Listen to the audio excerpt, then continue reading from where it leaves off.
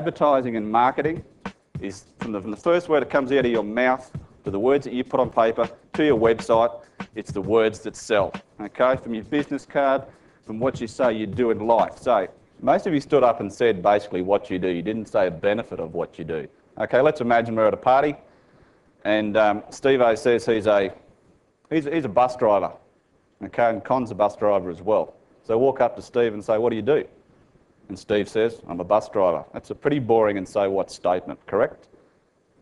Con says, I safely transported 1 million people over the toughest roads in Australia last year without an accident. You're not going to get on Steve's, you're going to jump on Con's, okay? So from your business, when someone says, what do you do?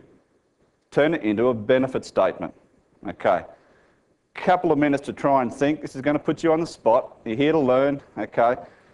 Write down if you want to, and I want you to basically, don't just say your name and restate the statement. Andy said it well, so don't think about what you do and the biggest benefit that your prospects or customers get from when they do business with you, because remember, you want to leave an impression when you introduce to somebody. That's what most of the marketing is out there that you see. The business owners talking about them, how good they are, how great their service is. If you heard of the statement, what's in it for me, you really, if you're the business owner, should be saying, what's in it for you, the prospect? What are you going to get out of doing business with me?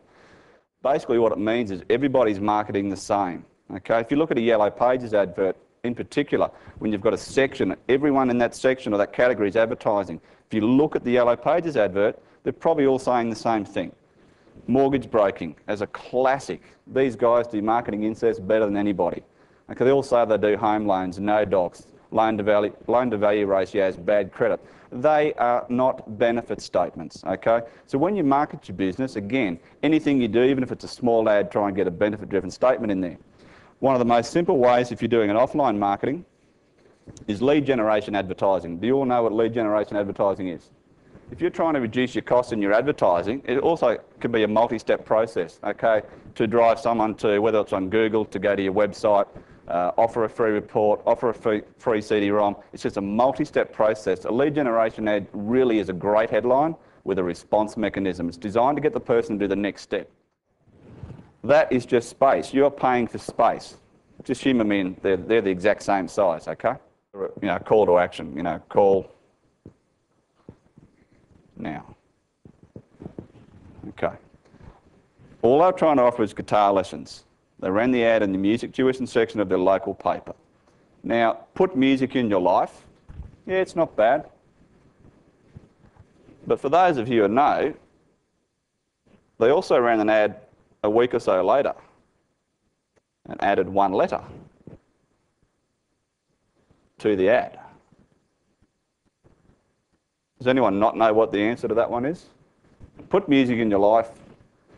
Call Steve now. As opposed to puts music in your life.